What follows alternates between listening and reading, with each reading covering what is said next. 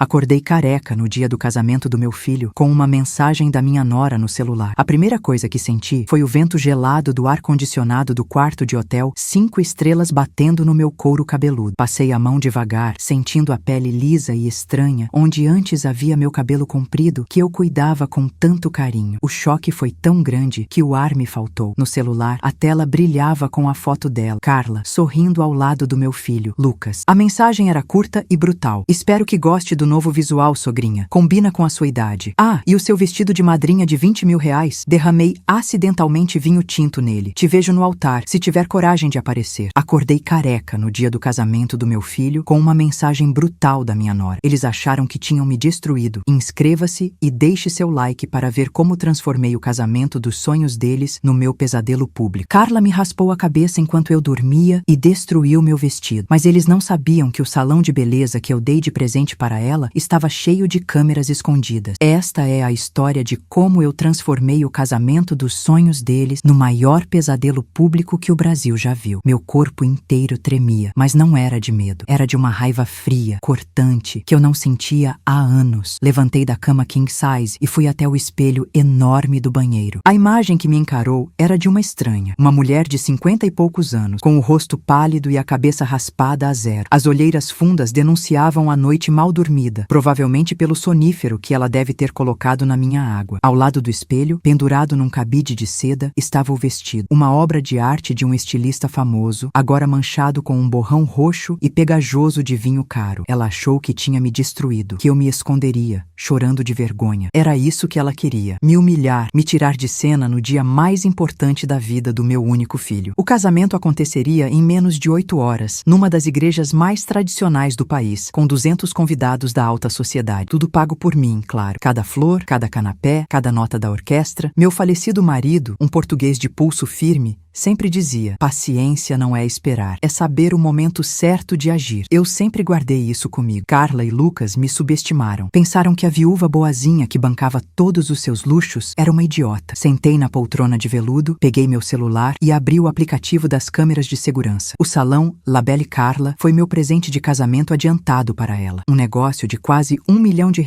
todo montado para que ela pudesse ser independente. A ironia era deliciosa. Eu instalei o melhor sistema de vigilância do mercado, com áudio e vídeo em alta definição, sob o pretexto de proteger o investimento. Rolei as gravações da noite anterior. Lá estava ela, por volta das 2 da manhã, conversando com sua melhor amiga e madrinha, uma moça chamada Débora. Elas riam, bebiam champanhe no meu salão, usando meus produtos. A velha vai ter um infarto quando acordar, disse Carla, gargalhando. O Lucas acha que é só uma brincadeirinha. Ele nem imagina o estado que eu vou deixar a mãe dele. A câmera captou tudo: a confissão, o planejamento, o desprezo. Débora perguntou se ela não tinha medo de eu cortar a grana. A resposta de Carla gelou meu sangue. O Lucas já é meu. Depois que a gente casar, com comunhão total de bens, eu convenço ele a internar a maluca. Ela vai dizer que eu raspei a cabeça dela. Quem vai acreditar? Vão achar que ela enlouqueceu de ciúme. Um sorriso lento se formou no meu rosto, refletido na tela escura do celular. Ela me deu a arma, a munição e o alvo. O casamento ainda estava de pé. Ah, se estava. Mas o espetáculo principal não seria a noiva. Seria a queda dela, e eu faria questão de estar na primeira fila para aplaudir. O vídeo terminou, mas as vozes de Carla e Débora continuaram ecoando na minha cabeça. Internar a maluca. A frase se repetia, um chicote estalando no silêncio do quarto de hotel. Por um instante, olhei para o telefone, pensando em ligar para Lucas, mostrar a ele a gravação, a verdade sobre a mulher com quem ele estava prestes a se casar. Mas o que ele faria? Negaria? Diria que era uma brincadeira? A voz do meu falecido marido, o português, soou clara na minha memória. Nunca jogue suas melhores cartas antes da hora. Ele tinha razão. Lucas estava cego de paixão e encantado pela manipulação de Carla. Confrontá-lo agora só daria a ela tempo para se fazer de vítima. Eu precisava de outra coisa. Precisava de um exército. Meu primeiro telefonema não foi para a polícia, nem para um amigo. Foi para Hélio, meu advogado há mais de 20 anos. Um homem discreto, de poucas palavras e lealdade absoluta, que cuidava dos negócios da família desde que meu marido era vivo. Hélio, bom dia. Preciso de um favor urgente. eu disse, minha voz firme, sem um pingo de tremor. Tenho um vídeo. Quero que você prepare uma cópia para ser enviada para toda a lista de convidados do casamento do Luca. Mas não agora. Quero que o envio seja programado para um horário exato que vou te passar. Houve uma pausa do outro lado da linha. Hélio nunca fazia perguntas desnecessárias. Entendido. Qual o horário? Ele perguntou. Exatamente na hora em que o padre disser. Se alguém tem algo contra esta união, fale agora ou cale-se para sempre. Respondi. Um sorriso gelado tocou meus lábios. Além disso, preciso que você entre em contato com os principais colunistas sociais do país. Diga que haverá um evento exclusivo e chocante no casamento. Algo que vai parar o Brasil. Eles não vão querer perder. Considere feito, disse Hélio. Desliguei e respirei fundo. A primeira peça do xadrez estava no lugar. Agora, a minha aparência. Carla queria que eu sentisse vergonha, que me escondesse. Ela me deu uma fantasia de vítima e eu a usaria, mas não do jeito que ela esperava. Liguei para a recepção do hotel 5 estrelas. Bom dia, por favor. Eu preciso do melhor maquiador que vocês tiverem disponível, imediatamente. E também de um personal shopper. Mandem subir ao meu quarto, suíte presidencial. A conta é minha. Enquanto esperava, fui até o banheiro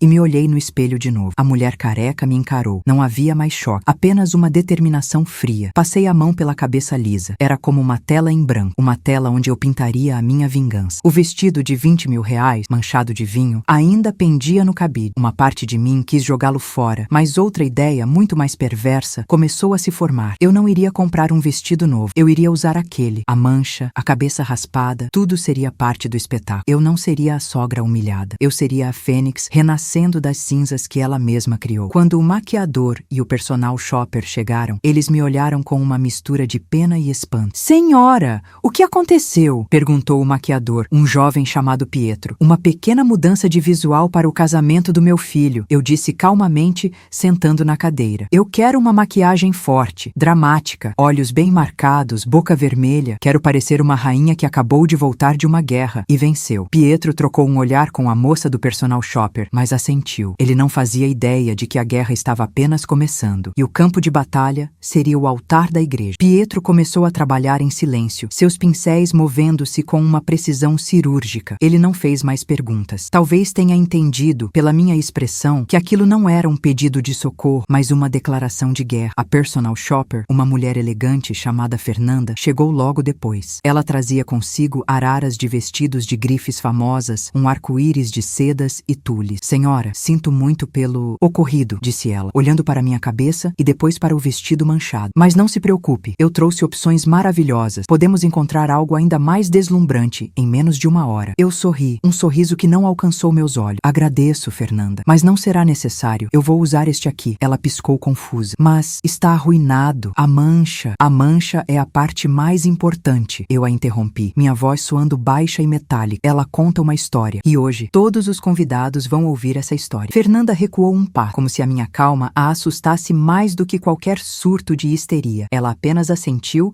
e começou a procurar sapatos e joias que de alguma forma complementassem a tragédia artística do meu traje. Enquanto Pietro finalizava a maquiagem, peguei meu tablet para fazer uma última checagem nas finanças do casamento. Queria ter certeza de que todos os fornecedores haviam sido pagos. Afinal, a festa deles não deveria ser arruinada. Quando eu abri o aplicativo do banco para checar o pagamento final do buffet, eu pensei ter encontrado apenas mais uma despesa do casamento, mas o nome do beneficiário não era de nenhum fornecedor que eu conhecia. Era uma transferência de 50 mil reais para uma clínica de repouso de luxo nos arredores da cidade. Era um depósito de reserva para uma suíte sênior, feito há 2 semanas, mas eu ainda não sabia que a data de entrada estava marcada para a próxima segunda-feira, apenas 2 dias depois da lua de mel deles. O ar escapou dos meus pulmões num silvo baixo. A conversa no vídeo não era um plano distante, era uma ação em andamento. Eles já tinham escolhido meu quarto, já tinham pago o sinal com o meu dinheiro. A bile subiu pela minha garganta. Olhei meu reflexo no espelho. A mulher que me encarava era assustadora. Os olhos, contornados de preto, pareciam 2 brasas. A boca, de um vermelho sangue. A cabeça raspada brilhava sob a luz. Eu parecia uma sentinela da morte. E, de certa forma, eu era. Meu celular tocou. Era Lucas. Atendi. entendi, forçando minha voz a soar suave. Oi, meu filho, está quase na hora. Mãe, onde você está? A Carla está preocupada, você não atende às mensagens dela, ele disse, a voz cheia daquela falsa preocupação que ela o ensinou a ter. Estou a caminho, querido. Tive um pequeno imprevisto com o vestido, mas já resolvi. Eu disse. A mentira saiu fácil, lisa como cedo. Ufa, que bom. A gente se vê no altar, então. Te amo, mãe. Eu também te amo, meu filho, respondi. Mais do que você imagina. Desliguei o telefone. O amor que eu sentia por ele estava agora trancado atrás de uma muralha de gelo. Hoje, eu precisava salvar meu filho de si mesmo. E para isso, eu precisava primeiro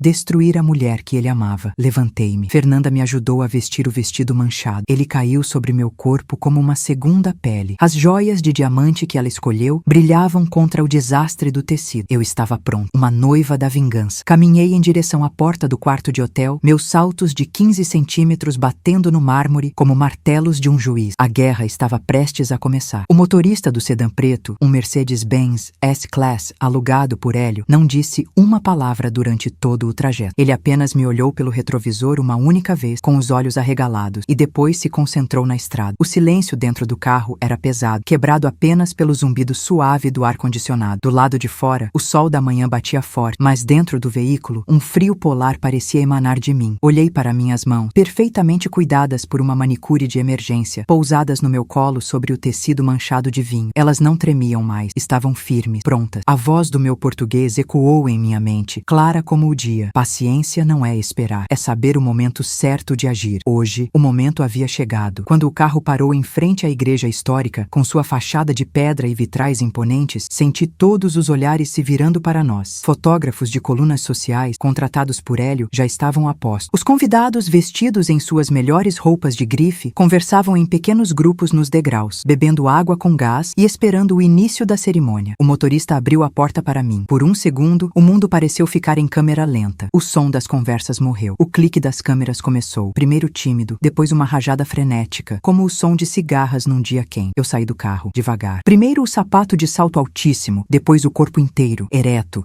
a cabeça raspada brilhando sob o sol. O vestido, com sua mancha roxa no peito, era um grito silencioso. Um murmúrio percorreu a multidão. Vi queixos caindo, olhos se arregalando, mãos cobrindo bocas em choque. Ninguém se aproximou. Eles me olhavam como se eu fosse um acidente de carro, uma visão terrível, da qual não conseguiam desviar o olhar. Era exatamente o que eu queria. Eu não era a mãe do noivo, eu era um presságio. Comecei a subir os degraus de mármore, um de cada vez. Meu olhar estava fixo na porta de madeira maciça da igreja. Eu podia sentir os sussurros me seguindo, como pequenas facas nas minhas costas. O que aconteceu com ela? É câncer, coitada. Justo hoje, uma mulher mais corajosa, Sueli, uma amiga distante da família, se adiantou. Ela era conhecida por sua falta de noção. Querida, meu Deus, ela exclamou, tocando meu braço com uma mão cheia de anéis. Seu rosto estava contorcido numa máscara de falsa piedade. O que houve? Você precisa de ajuda? Quer que eu te leve para casa? Eu parei e me virei para ela. Meu olhar era tão frio que ela recuou um passo. Não se preocupe, Sueli, eu disse, minha voz soando calma e perigosamente baixa. Eu não estou doente. Estou apenas vestida para a ocasião. Sem esperar por uma resposta, continuei minha subida. A multidão abriu caminho para mim como o mar vermelho para Moisés. Ninguém mais ousou falar comigo. Cheguei ao topo da escadaria e parei em frente à porta dupla da igreja. Lá dentro, a orquestra começava a tocar uma melodia suave. Lá dentro, meu filho esperava no altar. Lá dentro, Carla se preparava para o seu grande dia. Respirei fundo, o cheiro de lírios e cera de vela já alcançando minhas narinas. Meu coração não batia mais rápido. Estava calmo, metódico, como o tic-tac de uma bomba relógio. Eu não era uma convidada, eu era o evento principal. Com as duas mãos, empurrei as portas pesadas da igreja e entrei. O show estava prestes a começar. O som da orquestra de cordas vacilou e depois morreu, nota por nota, como se o ar tivesse sido sugado da igreja. 200 pares de olhos, a nata da sociedade, viraram-se em uníssono para mim. O silêncio que se seguiu foi mais alto do que qualquer música. Era um silêncio pesado, denso, cheio de perguntas não ditas. Eu comecei a andar pelo corredor central, sobre o tapete vermelho que eu mesma havia escolhido e pago. Meus saltos ecoavam no mármore, um ritmo lento e deliberado. Tum, tum, tum, como a batida de um coração condenado. Eu não olhei para os lados, para os rostos chocados dos convidados. Meu foco estava no altar, onde meu filho, Lucas, estava de pé, pálido como cera. Ao lado dele, Carla, vestida num modelo de R$ 25 mil de pura seda branca, parecia uma estátua de gelo. A cada passo que eu dava, via a transformação no rosto dela. A surpresa inicial deu lugar a uma fúria contida. Os lábios dela, pintados de um rosa suave, se contraíram numa linha fina e dura. Os olhos dela, que antes brilhavam de triunfo, agora eram duas fendas de puro ódio. Ela achou que eu não viria. Ela contava com isso. Lucas, meu filho, parecia um fantasma. Ele me olhava, mas seu olhar era vazio, perdido. Ele não parecia ver a mãe dele, mas sim um pesadelo se materializando na sua frente. Ele deu um passo instintivo para trás, como se minha presença o queimasse. Quando cheguei ao pé do altar, não parei. Continuei subindo os 2 degraus, quebrando todo o protocolo, até ficar cara a cara com eles. O cheiro do perfume caro de Carla, uma fragrância floral que eu detestava, me enjoou. O padre, um senhor de idade chamado Afonso, pigarreou, sem saber o que fazer. Eu achava que tinha a solução perfeita: o vídeo, o envio em massa, a exposição pública. Mas quando Lucas olhou para mim ali no altar, seu rosto não mostrava o choque da traição que eu esperava. Mostrava medo, um medo antigo, resignado, como o de alguém que já esperava pelo desastre. Carla se inclinou na minha direção, o véu roçando meu ombro. Seu sussurro foi venenoso como o de uma serpente. Você está patética. Aproveite o show da primeira fila. A pergunta que explodiu na minha mente foi devastadora. E se o vídeo não fosse suficiente? E se Lucas já soubesse de tudo e simplesmente não se importasse? Sem dizer uma palavra, eu me virei. Desci os degraus e caminhei até o primeiro banco, o lugar de honra da mãe do noivo. Sentei-me, endireitei as costas e alisei a mancha de vinho no meu vestido. O tecido arruinado era minha medalha de guerra. A orquestra, recebendo algum sinal invisível, retomou a música, mas de forma hesitante, desafinada. O padre Afonso, visivelmente abalado, ajustou o microfone. Caros irmãos e irmãs, estamos aqui reunidos hoje para celebrar a união de... A voz dele tremia. O ar estava elétrico. Todos na igreja sentiam que não estavam ali para um casamento. Estavam ali para uma execução. Eu cruzei as pernas, olhei para o meu relógio de diamantes e esperei. O tempo estava correndo, e a cada segundo, o mundo de Carla ficava mais perto de desmoronar. O espetáculo dela estava prestes a terminar, e o meu a começar. A única coisa que me preocupava agora era o olhar de Lucas. O que aquele medo significava? A vingança contra Carla era certa, mas a que custo para meu filho? A dúvida era uma lasca de gelo no meu coração. O padre Afonso continuou, a voz dele um fio trêmulo que mal preenchia o silêncio pesado da igreja. A orquestra tocava como se estivesse com medo dos próprios instrumentos. A melodia, que deveria ser de celebração, soava como uma marcha fúnebre. Eu permaneci sentada, imóvel, uma estátua de vingança no primeiro banco. Meus olhos não se desviaram de Carla e Lucas nem por um segundo. Ela tentava manter a compostura. Seu sorriso de noiva era uma camada fina de açúcar sobre veneno. De vez em quando, ela lançava um olhar de relance na minha direção, um olhar que misturava ódio e uma ponta de nervosismo. Ela não entendia meu jogo. Ela esperava lágrimas, um escândalo, uma saída humilhante. Minha presença calma e meu visual de guerreira a desequilibravam. Lucas era a imagem do desespero. Ele não olhava para mim. Seus olhos estavam fixos no chão, no padre, em qualquer lugar que não fosse o meu. As mãos dele, que seguravam as de Carla, tremiam levemente. A pergunta que me atormentava voltou. Ele sabia? O medo no rosto dele não era de surpresa, era de antecipação. Ele sabia que algo terrível estava para acontecer. Ele só não sabia o que, nem quando. A cumplicidade dele, mesmo que passiva, era uma faca a mais no meu coração já ferido. Meu falecido marido, o português, me ensinou sobre negócios e sobre a vida. Ele dizia que em uma negociação você nunca revela sua melhor carta, até que o oponente tenha colocado todas as dele na mesa. Carla tinha jogado a carta da humilhação, Lucas a da traição silenciosa. Eles achavam que o jogo tinha acabado. Mal sabiam que eu ainda nem tinha começado a distribuir as minhas. A cerimônia se arrastava. Os votos foram trocados. A voz de Carla soou cristalina, mas dura como diamante, prometendo amor eterno enquanto seus olhos me fuzilavam. A voz de Lucas foi um murmúrio baixo, quase inaudível, as palavras de compromisso saindo de sua boca como se fossem areia. Ele parecia um prisioneiro de guerra lendo uma confissão forçada. Na hora de trocar as alianças, a mão de Lucas tremeu tanto que ele quase deixou a joia de platina cair. A aliança de Carla deslizou com dificuldade pelo dedo dele, como se a própria mão dele a rejeitasse. Finalmente, chegou o momento que eu esperava, o clímax de toda a missa de casamento, a frase que ecoou por séculos em igrejas ao redor do mundo. O padre Afonso limpou a garganta, olhou para a congregação e disse, em alto e bom som, se alguém aqui presente tem algo a dizer que impeça esta união, que fale agora ou cale-se para sempre. Um silêncio total caiu sobre a igreja. Todos os convidados, instintivamente, viraram a cabeça para mim. Era o meu momento de levantar e gritar. Era o que todos esperavam. Carla me encarou com um sorriso vitorioso, certa de que que eu não teria coragem, mas eu não me movi. Apenas deslizei a mão discretamente para dentro da minha bolsa de grife e toquei a tela do meu celular. Ali, uma única notificação de Hélio brilhava. Enviado. Boa sorte. No silêncio mortal da igreja, um som quebrou o feitiço. Um zumbido baixo. Um único celular vibrando contra a madeira de um banco na fileira do meio. Logo em seguida, outro. E mais outro. E outro. O som se espalhou pela igreja como um vírus. Um enxame de abelhas eletrônicas despertando. Rostos confusos se viraram para os próprios bolsos e bolsas. O primeiro convidado pegou o celular, franziu a testa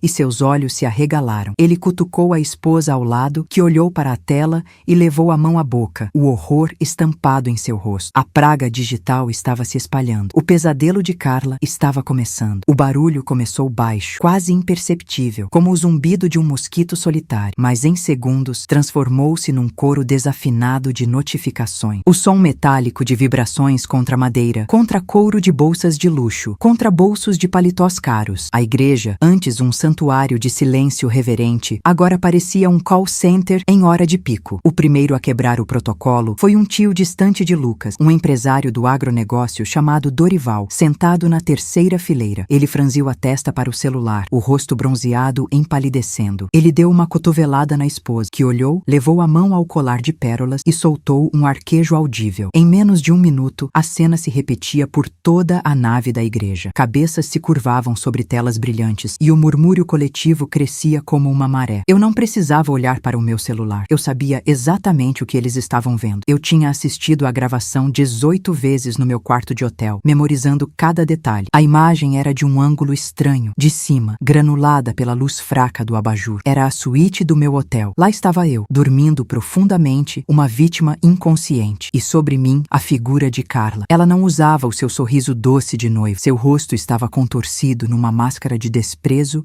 e prazer cruel. Em uma mão, a navalha elétrica zumbia. Na outra, o meu celular, gravando seu próprio troféu. A câmera de Hélio capturou o áudio com perfeição. A risada baixa de Carla. Dorme, bruxa. Ela sussurrava no vídeo, a voz um veneno açucarado. Vamos ver se o seu cabelinho de R$1 milhão te ajuda agora. Acha que pode controlar a vida do meu Lucas? Você não passa de uma velha patética. O vídeo continuava. Mostrava ela passando a máquina na minha cabeça, mechas do meu cabelo caindo sobre o travesseiro de seda egípcia. Depois, ela caminhava até o meu vestido, pegava a garrafa de vinho mais cara do frigobar e a derramava lentamente sobre o tecido, como se estivesse realizando um ritual. Ops, ela dizia para a câmera do meu celular com um sorriso debochado. Um acidente. Quem nunca, né? Lá no altar, o rosto de Lucas, que já estava pálido, perdeu toda a cor. Ele olhou para a tela do celular de um primo na primeira fileira e depois para Carla, os olhos cheios de uma confusão que rapidamente se transformava em horror. Ele a reconheceu. Ele reconheceu o quarto, o vestido. Ele sabia que aquilo era real. Carla percebeu a mudança. Seu sorriso vitorioso vacilou. Ela tentou se manter firme, mas vi sua mão,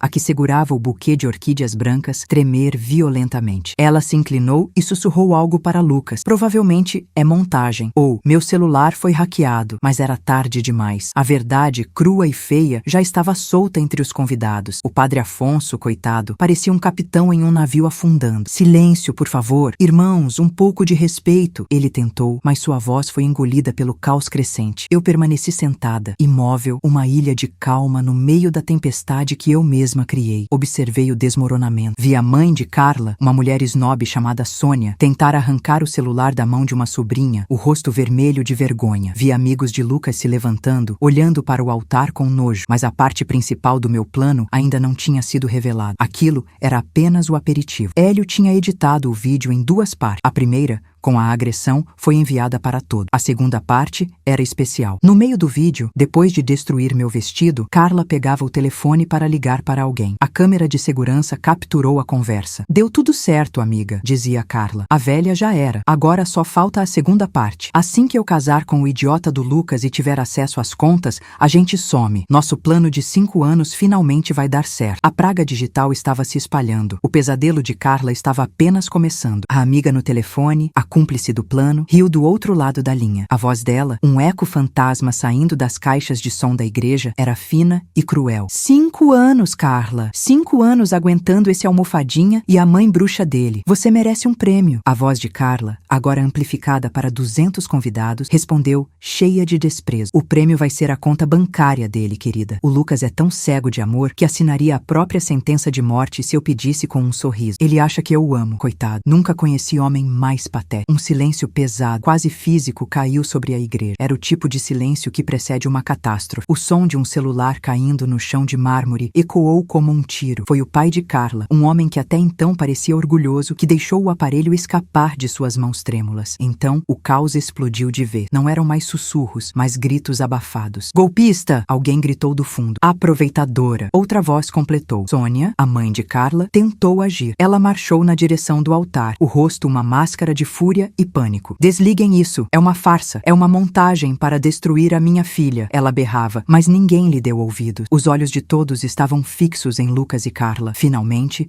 eu tinha as provas irrefutáveis. Carla e sua mãe não faziam ideia do que estava vindo. Em poucos minutos, o castelo de cartas delas desabaria por completo. Mas primeiro, eu precisava que o golpe final viesse do meu filho. Lucas não se moveu por um longo instante. Ele parecia uma estátua, o rosto pálido e sem expressão. Ele olhou para Carla e pela primeira vez viu o amor nos olhos dele se transformar em pó. O que surgiu no lugar foi um nojo frio, profundo. Lentamente, ele ergueu a mão e arrancou a orquídea branca da lapela do seu terno caríssimo. Um Tom Ford de 50 mil reais que eu havia lhe dado. Ele a segurou entre os dedos por um segundo, como se fosse algo sujo. Então, ele a deixou cair no chão. A flor delicada se espatifou no mármore branco. Ele se virou para Carla. Sua voz era baixa, mas cortante, e de alguma forma, todos na igreja conseguiram ouvi-lo. Acabou, ele disse. Apenas uma palavra. Sem olhar para trás, Lucas desceu os degraus do altar e começou a caminhar pelo corredor, na minha direção. Ele não olhou para os convidados chocados. Seus olhos estavam fixos em mim, e neles eu vi a dor da traição, mas também o alívio da verdade. Carla ficou paralisada, o buquê tremendo na mão. Seu conto de fadas tinha acabado de virar um filme de terror em rede nacional. Ela olhou para a mãe, depois para o pai, buscando ajuda, mas os rostos deles eram de pura vergonha e derrota. Foi então que Hélio me enviou uma mensagem de texto. Parte 2 concluída, preparando a parte 3. A imprensa já está a caminho. A segunda parte do vídeo, a conversa telefônica, não tinha sido enviada para os celulares. Hélio, meu gênio da tecnologia, havia hackeado o sistema de som da igreja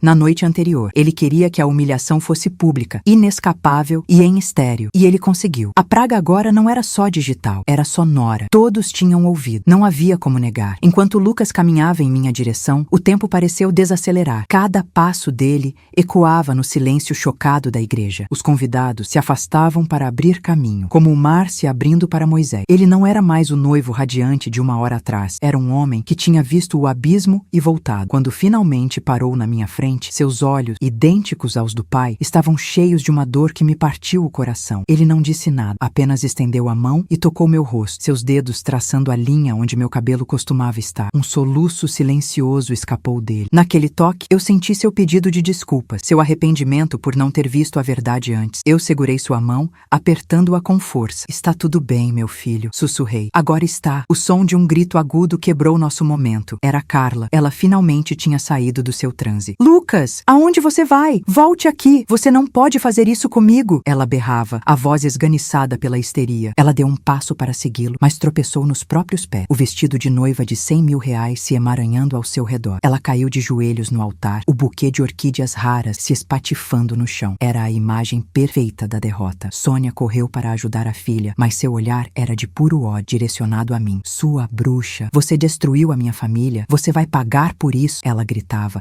apontando um dedo trêmulo na minha direção. Alguns convidados começaram a se levantar, alguns filmando com seus celulares, outros saindo apressadamente, querendo se distanciar do desastre. Foi então que o pai de Carla, Dorival, um homem que sempre se portou como um magnata intocável, fez algo. Ou melhor, não fez nada. Ele permaneceu ao lado do altar, o rosto cinzento, os ombros caídos. Ele olhava para a esposa e a filha no chão, não com raiva ou compaixão, mas com o vazio de um homem que acabou de perder tudo. Seu império social, construído sobre aparências e mentiras, tinha virado pó em menos de 10 minutos. Ele sabia que era o fim. De repente, as portas maciças de madeira da igreja se abriram com um estrondo. Uma onda de flashes de câmeras invadiu o ambiente, cegando aterrorizando a todos. Repórteres e cinegrafistas, como uma matilha de lobos farejando sangue, entraram correndo, microfones e câmeras apontados para o altar. A parte 3 do plano de Hélio tinha começado. A humilhação privada agora era um espetáculo nacional. Senhora Sônia, é verdade que vocês aplicavam golpes financeiros? Carla, o que você tem a dizer sobre as acusações de roubo? Senhor Dorival, sua empresa está envolvida no esquema? As perguntas vinham de todos os lados. Uma avalanche de acusações. Sônia tentou proteger Carla,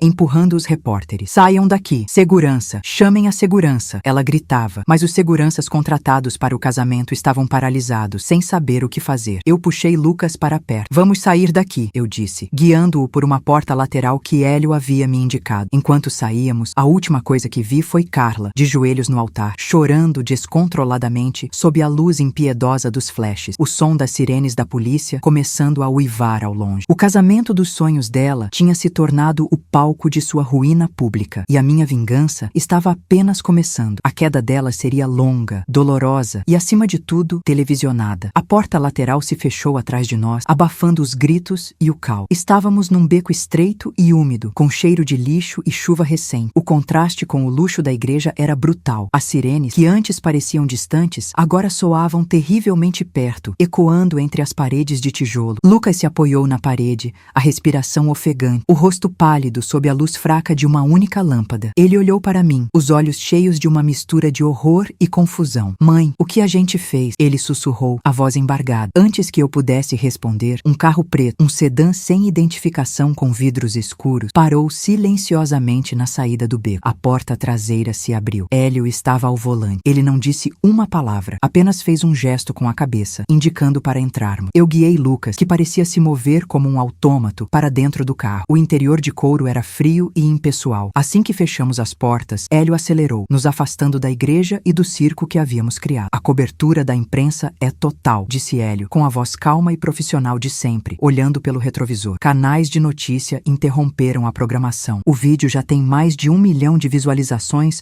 nos primeiros 15 minutos. A polícia chegou e isolou a área. Dorival, Sônia e Carla estão sendo interrogados lá dentro. Lucas enterrou o rosto nas mãos. Meu Deus, interrogados. É o procedimento padrão quando há múltiplas denúncias de fraude e agressão feitas de forma tão pública. Hélio respondeu, sem emoção. O material que enviei para a Polícia Federal enquanto você falava no altar foi bem convincente. Extratos bancários, registros de empresas de fachada, tudo. Eu coloquei a mão no ombro de Lucas. Eles cavaram a própria cova, meu filho. Nós apenas a mostramos para todo mundo. Meu filho não respondeu. Ele apenas tremia em silêncio ao meu lado. Dirigimos por cerca de 20 minutos até um bairro discreto, de classe média. Hélio estacionou em frente a um prédio antigo, mas bem conservado. Apartamento 7B. Está em meu nome, alugado há 3 meses. Ninguém vai procurar vocês aqui. Tem comida, roupas e tudo o que precisam. Fiquem longe das janelas. Ele nos entregou uma chave. Vou monitorar tudo de um local seguro. Mantenham os celulares desligados. Eu ligo neste aqui. Ele apontou para um celular simples, pré-pago, no console do carro. Quando tiver novidade. O apartamento era simples, quase espartano. Móveis funcionais, paredes brancas, sem fotos ou qualquer toque pessoal. Era o esconderijo perfeito. A primeira coisa que fiz foi ligar a televisão de tubo antiga que estava na sala. A imagem demorou a aparecer, mas quando apareceu,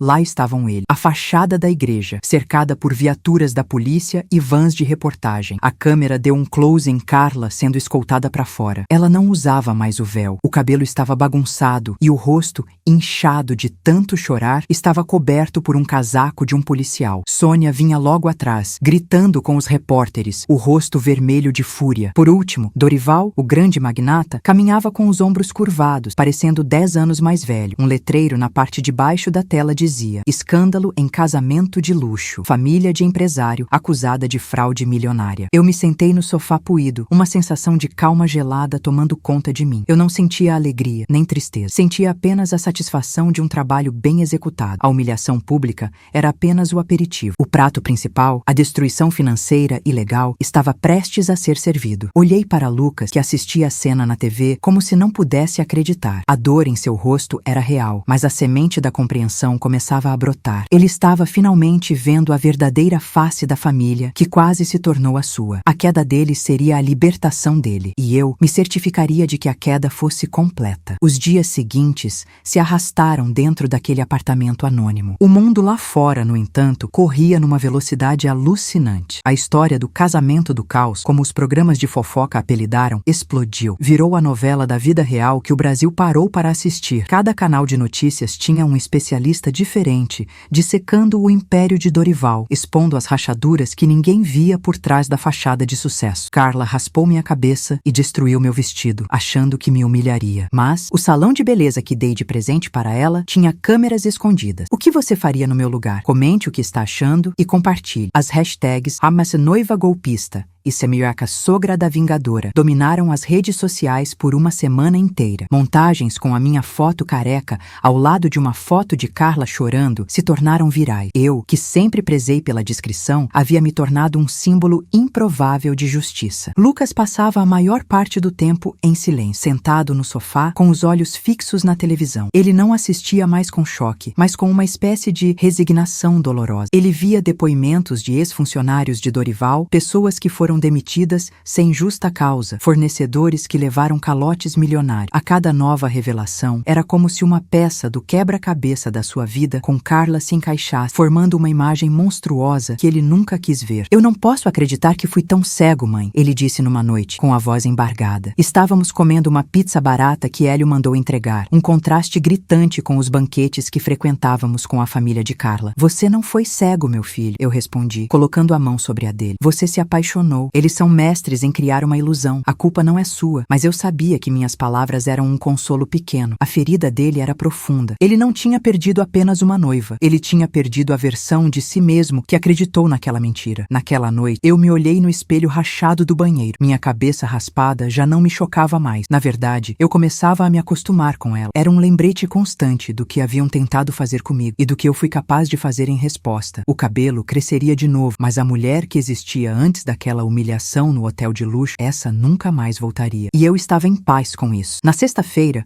o celular pré-pago tocou. A voz de Hélio era firme do outro lado. Tenho notícias. Eles conseguiram os melhores advogados do país. A estratégia deles é clara. Vão tentar te descredibilizar. Vão alegar que você é uma mãe ciumenta e desequilibrada que forjou tudo para impedir o casamento. Um riso seco escapou dos meus lábios. Boa sorte para eles com isso. Exato, Hélio concordou. As provas são esmagadoras, mas o ponto principal é outro. Eles pediram um habeas corpus e foi negado. Vão permanecer presos durante a investigação. Um alívio percorreu meu corpo. A justiça, mesmo que lenta, estava começando a moer. Mas tem mais uma coisa, continuou Hélio, e seu tom ficou mais sério. Durante a busca e apreensão na casa deles, a polícia encontrou o cofre pessoal de Carla. Dentro, além de joias e dinheiro não declarado, havia 2 passaportes falsos, um para ela e outro com a foto do Lucas. O mundo pareceu parar. Olhei para meu filho, que ouvia a conversa no viva voz. Seu rosto perdeu toda a cor. Eles iam fugir do país depois do casamento. Hélio concluiu, com a voz fria como gelo. Iam limpar as contas e deixar o Lucas para trás, para arcar com as dívidas e a investigação. Ele era a última peça do golpe. O silêncio no apartamento era tão pesado que parecia ter forma física. A traição final, a mais cruel de todas, acabara de ser revelada. Lucas não era o amor da vida de Carla. Ele era o cordeiro do sacrifício. O telefone ficou mudo, mas a voz de Hélio continuou ecoando no silêncio do apartamento. Ele era a última peça do golpe. A frase pairava no ar, pesada e venenosa. Olhei para Lucas. Ele estava sentado no sofá barato que eu tinha comprado numa loja de móveis usado, o mesmo sofá onde ele dormiu por noites a fio, acreditando que estava construindo um futuro com a mulher que amava. Agora, ele parecia uma estátua de gesso, pálido, imóvel, com os olhos fixos num ponto qualquer da parede descascada. Ele não piscou, não falou nada, apenas ficou ali, respirando de forma quase imperceptível. O som da sua desilusão era mais alto que qualquer grito. O homem vibrante que planejava uma lua de mel em Paris tinha desaparecido e no seu lugar estava um garoto perdido, enganado da forma mais cruel possível. Lucas, eu chamei, com a voz mais suave que consegui. Ele balançou a cabeça devagar, como se tentasse negar a realidade. Passaportes falsos, ele sussurrou, a voz rouca. Ela ia me deixar aqui, com tudo, com as dívidas, com a polícia, com a vergonha. Cada palavra era uma facada. Ele finalmente finalmente estava vendo a verdade. Não a versão colorida que Carla pintou para ele. Ele não era o príncipe encantado. Era o pato, o alvo. Levantei e fui até a cozinha minúscula. Coloquei a água para ferver no fogão de 2 bocas. O gesto era automático, uma coisa de mãe. Em meio ao caos, a gente faz café. Peguei 2 xícaras de ágata, as únicas que tínhamos ali. O barulho da chaleira apitando cortou o silêncio tenso. Ela nunca me amou, não é? Ele perguntou, sem se virar para mim. A pergunta não era para mim, era para o universo. Coloquei uma xícara de café preto e forte na sua frente. Não, meu filho. Ela não amou. Ela usou você. Ela e os pais dela. Eles são predadores. E você era a presa perfeita. Um homem bom, honesto e com um futuro que eles queriam roubar. Minhas palavras eram duras, sem açúcar. Eu não ia mais tratar Lucas como uma criança. A vida já tinha arrancado sua inocência à força. Ele olhou para mim, os olhos cheios de uma dor que eu nunca tinha visto antes. Era a dor da aniquilação, de perceber que tudo em que você acreditou era uma mentira cuidadosamente construída. O que a gente faz agora? Ele gaguejou. Agora, eu disse, sentando ao seu lado e segurando sua mão gelada. Agora a gente luta. Hélio disse que essa descoberta dos passaportes é a pá de cal no caixão deles. Isso prova a premeditação do crime. Não foi um simples golpe financeiro, foi um plano de destruição completo. Eles não vão sair da cadeia tão cedo. Ele finalmente pegou a xícara, as mãos tremendo tanto que o café quase derramou. Eu sou um idiota. Não, eu corrigi, firme. Você foi confiante. Você acreditou no bem das pessoas. O erro não foi seu. O erro foi deles, por subestimarem a mãe do homem que eles tentaram destruir. Naquele momento, meu celular vibrou de novo. Era outra mensagem de Hélio, curta e direta. Ligue-me, urgente. Encontraram mais uma coisa no cofre, algo que muda o jogo completamente. Meu coração acelerou. Olhei para Lucas, que parecia ter envelhecido 10 anos em 10 minutos. O que mais poderia haver? O que poderia ser pior do que tudo que já tínhamos descoberto? Peguei o telefone, respirei fundo e disquei o número do advogado. A tempestade ainda não tinha acabado. Na verdade, eu sentia que ela estava apenas começando. Fala, Hélio, eu disse, colocando o celular no viva-voz sobre a mesa de centro de Mogno. A voz dele soou clara e grave, enchendo o silêncio pesado do quarto. Boa noite. Desculpe a hora. Lucas está com você? Hélio perguntou. Sua voz não tinha o tom de comemoração de antes. Era algo diferente, mais sombrio. Estou aqui, Lucas respondeu, a voz fraca, quase um sussurro. Houve uma pausa. Eu podia ouvir o som de papéis sendo remexidos do outro lado da linha. Encontramos um compartimento falso no fundo do cofre, bem pequeno, quase imperceptível. Dentro,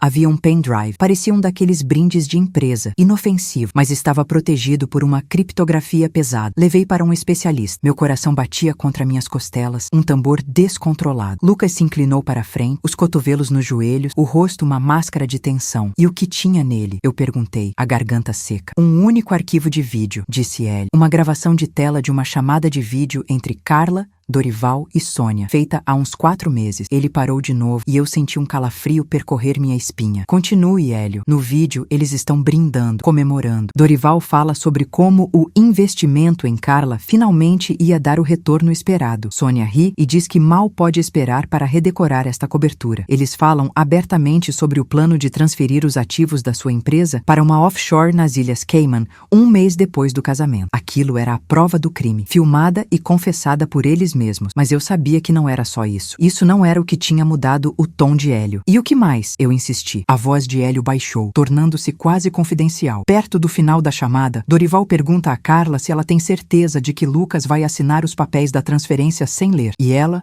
ri. Um riso que me deu arrepios. Ela diz, relaxa, papai. Ele assina qualquer coisa que eu colocar na frente dele. Mas, por segurança, eu já cuidei do plano B. Olhei para Lucas. A cor tinha sumido completamente do seu rosto. Ele parecia uma estátua de cera. Que plano B? Ele conseguiu perguntar. Hélio respirou fundo. Ela disse que convenceu você a assinar um seguro de vida. Um seguro de 10 milhões de reais, tendo ela como única beneficiária. Ela disse que era uma prova de amor e segurança para o futuro casal. Eu me lembrava disso. Lucas tinha comentado comigo, achando um gesto romântico e responsável da parte dela. Meu estômago se revirou violentamente. E então, a voz de Hélio era cortante como vidro quebrado. Ela disse a frase que muda tudo. Eu vou citar exatamente. Se o banana do Lucas amarelar na hora de assinar a transferência, não tem problema. Um empurrãozinho acidental na escada resolve tudo. Já funcionou uma vez, não é mesmo? O silêncio que se seguiu foi absoluto. Era um silêncio que gritava. Lucas soltou um som engasgado, como se tivesse levado um soco no estômago. Ele se curvou para a frente, a cabeça entre as mãos, o corpo sacudindo em soluços silenciosos. Eles não eram apenas golpistas, eram monstros. A menção de já funcionou uma vez abria um abismo de possibilidades aterrorizantes. Quem Quem mais eles tinham eliminado? Hélio, eu disse, minha própria voz soando estranha, metálica e fria. Isso significa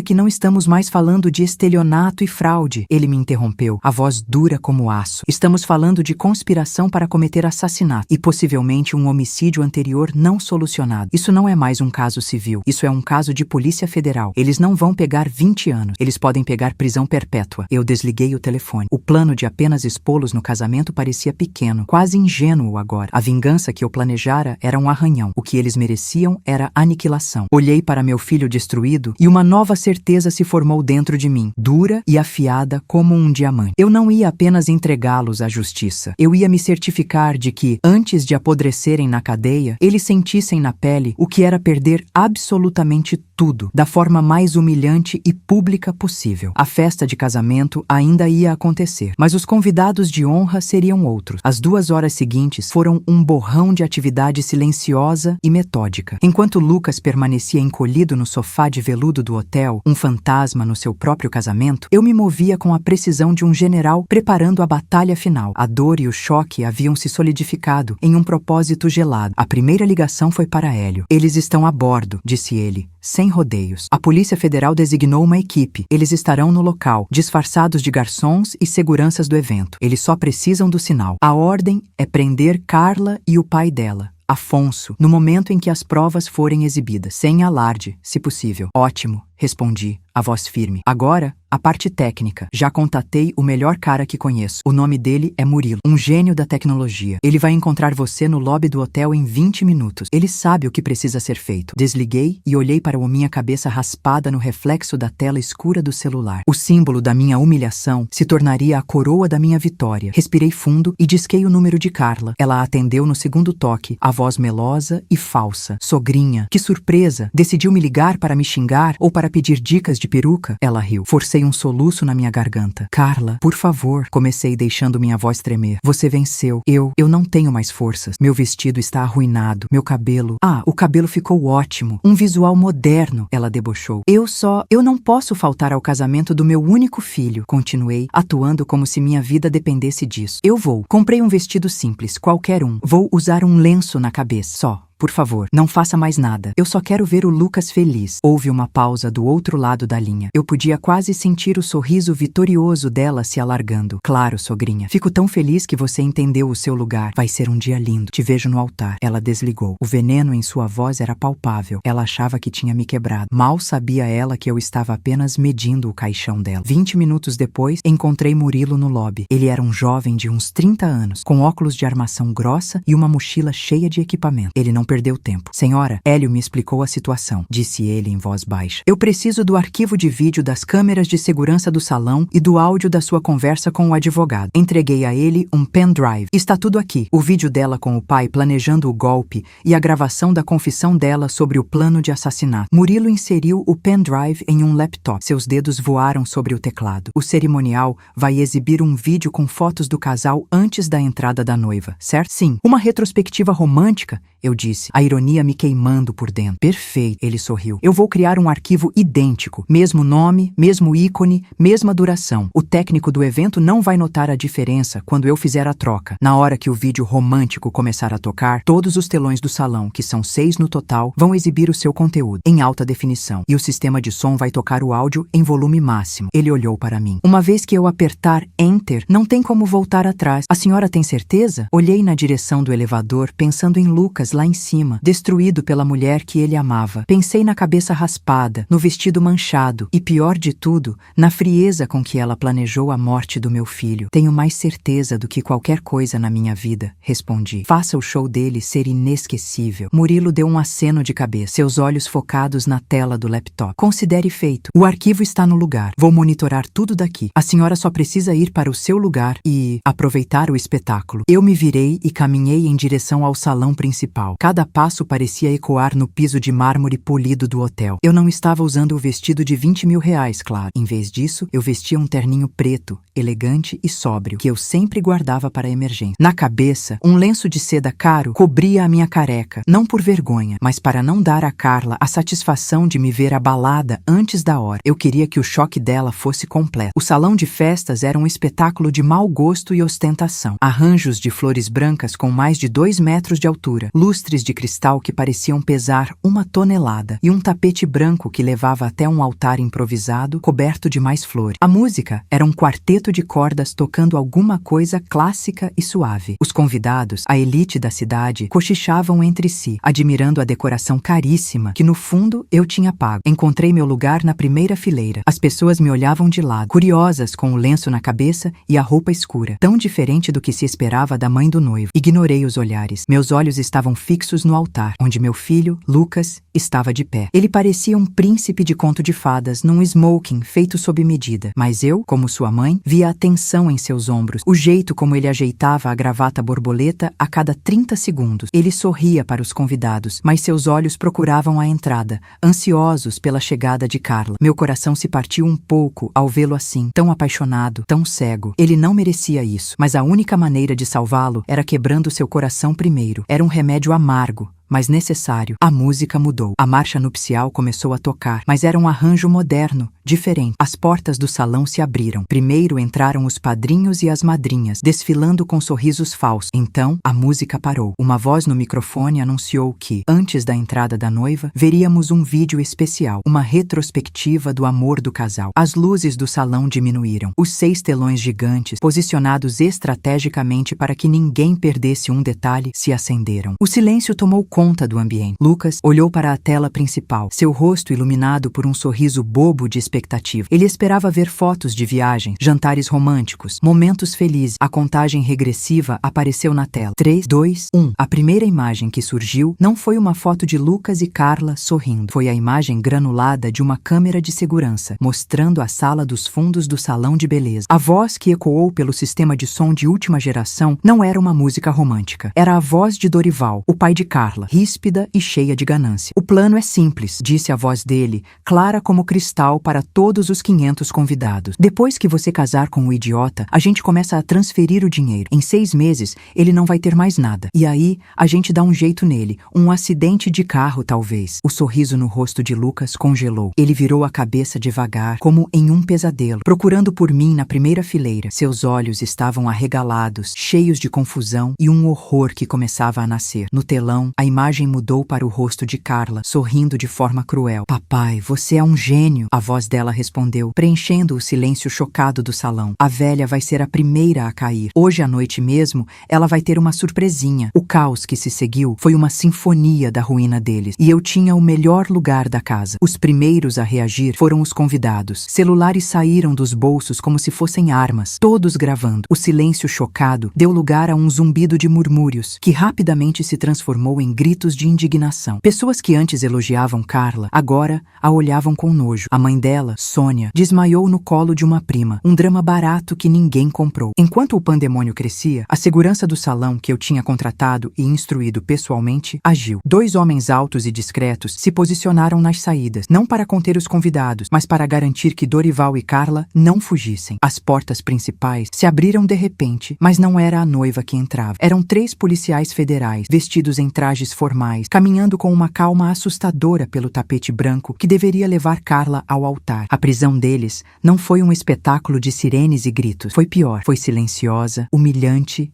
e pública. Um dos agentes se aproximou de Dorival, que estava paralisado, com a boca semi-aberta. O policial mostrou um mandado e disse algo baixo em seu ouvido. Vi os ombros de Dorival caírem, toda a sua arrogância evaporando em um segundo. As algemas clicaram discretamente em seus pulsos, escondidas pelo terno caro. Carla foi a próxima. Ela tentou correr, mas uma policial a interceptou com uma delicadeza mortal. Senhora, por favor, nos acompanhe, disse a agente. Carla começou a gritar, uma mistura de negação e fúria. Vocês não podem fazer isso. É o meu casamento. Foi ela berrou, apontando para mim. Seu dedo tremia. Ninguém se moveu para ajudá-la. O vestido de noiva de 300 mil reais, que eu também paguei, arrastava no chão enquanto ela era escoltada para fora, agora uma prisioneira em sua própria festa de luxo. Meu filho, Lucas, ficou parado no altar, branco como cera. Ele não disse uma palavra. Apenas observou a mulher que amava ser levada, seus olhos vazios, registrando uma traição tão profunda que parecia ter quebrado algo dentro dele. Eu me aproximei e apenas coloquei minha mão em seu braço. Ele estremeceu, mas não se afastou. Naquele momento, não havia nada que eu pudesse dizer. A ferida era grande demais. O desmoronamento deles foi mais rápido do que uma avalanche. Antes mesmo de chegarem à delegacia, os vídeos gravados pelos convidados já estavam viralizando. O Brasil adora uma boa fofoca de gente rica, e a deles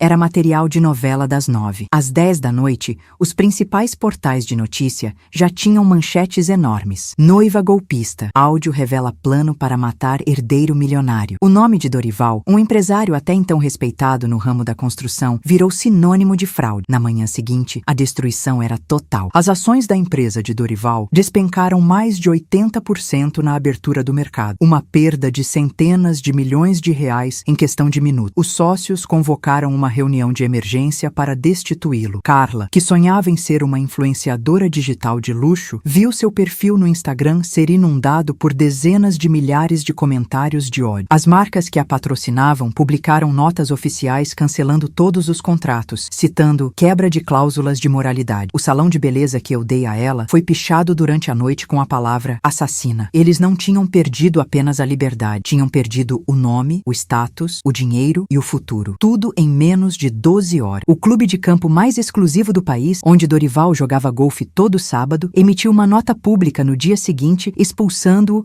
e sua família do quadro de sócios. A justificativa, impressa nos jornais, era conduta incompatível com os valores da instituição. Na prática, era o carimbo final de que eles estavam socialmente mortos. Sônia, que não foi presa por falta de provas de seu envolvimento direto no plano, tornou-se um fantasma. As amigas pararam de atender suas ligações. Os convites para chás e eventos de caridade secaram. Ela foi vista uma única vez, semanas depois no supermercado, parecendo 10 anos mais velha, empurrando um carrinho com o olhar perdido no chão. Enquanto o mundo deles desabava, eu me concentrei em Lucas. Ele passou os primeiros dias trancado no quarto de hotel, recusando-se a falar com qualquer pessoa. Eu ficava do lado de fora da porta, apenas para que ele soubesse que eu estava ali. Na terceira noite, ele abriu. Seus olhos estavam vermelhos e inchados, a barba por fazer. Ele não parecia o meu filho. O jovem empresário de sucesso. Parecia um menino perdido. Ela me enganou o tempo todo, mãe. Ele sussurrou, a voz rouca. Cada sorriso, cada beijo, era tudo mentira. Eu o abracei forte, sentindo o tremor do seu corpo. Eu sei, meu filho, eu sei. Mas a mentira acabou. Agora começa a verdade. Os meses seguintes foram um borrão de advogados e depoimentos. Eu entreguei todas as gravações à Polícia Federal. Não apenas a conversa do casamento, mas horas e horas de áudios e vídeos que minhas câmeras no salão capturaram. Nelas, Carla e Dorival detalhavam como lavavam dinheiro usando o salão como fachada, como planejavam aplicar outros golpes e como zombavam da ingenuidade de Lucas. As provas eram tão esmagadoras que o julgamento foi rápido, um mero protocolo para a sentença. O dia do veredito foi um circo midiático. Dezenas de repórteres se acotovelavam na frente do fórum. Eu e Lucas entramos por uma porta lateral. Lá dentro, a sala estava lotada. Vi Dorival e Carla no banco dos réus. Ele parecia um balão murcho. O terno caro não conseguia esconder o homem quebrado por baixo. Carla tentou me fuzilar com os olhos, mas não havia mais fogo ali, apenas cinzas de ódio e desespero. Ela chorou durante todo o julgamento, lágrimas que não convenceram ninguém. O juiz leu a sentença com uma voz monótona, quase entediada. Formação de quadrilha, estelionato, conspiração para homicídio, lavagem de dinheiro. As penas foram somadas. Dorival pegou 32 anos de prisão em regime fechado. Carla, por sua cooperação parcial na esperança de uma pena menor, pegou 24 anos. Todos os bens deles, incluindo a empresa, as casas e os carros de luxo, foram confiscados para ressarcir as vítimas de seus outros golpes, que começaram a aparecer assim que o escândalo estourou. A ruína era absoluta. Não sobrou nada. 6 meses depois que eles foram transferidos para um presídio de segurança máxima, recebi uma carta. O papel era barato, de caderno, e a caligrafia era apressada, quase raivosa. Era de Carla. Ela não pedia perdão, não mostrava arrependimento. Ela fazia uma exigência. Você me deve uma visita. Preciso olhar nos seus olhos uma última vez. A princípio, pensei em ignorar. A justiça já tinha sido feita, mas algo algo me dizia que a história não estaria completa sem esse ponto final. Eu precisava ver o que restou da mulher que tentou destruir minha família. Eu precisava que ela me visse, não como a velha que ela humilhou, mas como a arquiteta de sua queda. Combinei a visita para uma terça-feira cinzenta, o tipo de dia que parece combinar com as paredes de um presídio. A viagem até lá foi longa, por estradas que cortavam uma paisagem sem cor. Cada portão de ferro que se abria e fechava atrás de mim soava como uma sentença final. O ar lá dentro era pesado,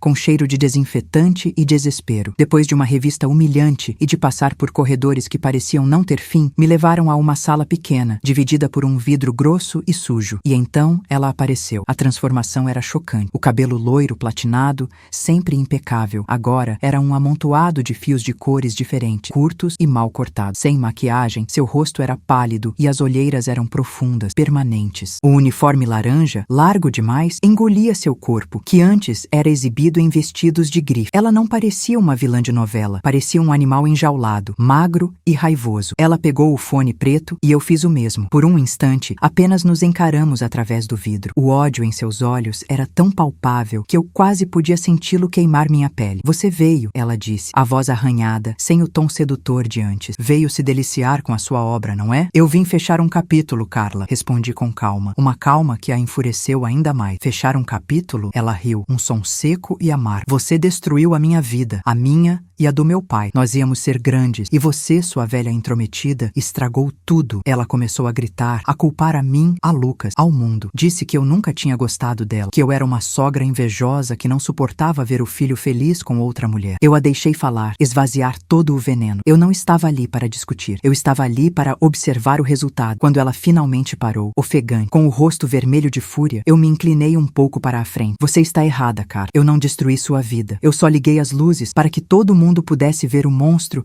que você já era no escuro. Cada passo da sua queda foi dado por você mesma. A ganância, a mentira, a crueldade. Você construiu essa cela muito antes de pisar aqui dentro. Ela ficou em silêncio, os lábios tremendo. E então, pela primeira vez, eu vi algo diferente em seu olhar. Não era arrependimento, mas um lampejo de pura e absoluta derrota. Uma única lágrima escorreu por seu rosto pálido. Eu só queria ter o que vocês tinham, ela sussurrou, a voz quebrada. Só isso. Era a confissão mais honesta que eu já tinha ouvido dela. Não era um pedido de desculpas, mas o reconhecimento de um vazio que a consumiu. Você poderia ter tido, eu disse suavemente, mas você não queria construir. Você só sabia roubar. Eu coloquei o fone de volta no gancho. Ela começou a bater no vidro, a gritar meu nome, mas eu não olhei para trás. Caminhei pelos corredores, passei pelos portões e quando senti o ar frio e livre no meu rosto, respirei fundo. Tinha acabado, de verdade. Meses depois, eu estava no parque com Lucas. Meu cabelo já tinha crescido, estava num corte curto e moderno, que eu acabei gostando. O sol da tarde aquecia nosso rosto enquanto observávamos as crianças brincando. Você se arrepende de alguma coisa, mãe? Ele perguntou de repente, olhando para mim. Pensei por um momento. Pensei na dor, na raiva, na vingança que me consumiu. Pensei na mulher careca e humilhada no espelho do hotel. Não, eu respondi, com uma certeza que veio do fundo da alma. Eu não comecei essa guerra, mas eu terminei. E salvei meu filho. Não há arrependimento nisso. Ele sorriu, um sorriso genuíno que eu não via há muito tempo e segurou minha mão. Ali, sob o sol, eu soube que tínhamos sobrevivido. As cicatrizes estavam lá, mas o futuro, pela primeira vez em muito tempo, estava limpo. Da cabeça raspada no altar à paz no parque com meu filho. Recuperei minha dignidade e expus a crueldade dele. O que você achou da minha vingança? Inscreva-se para mais histórias de justiça como esta.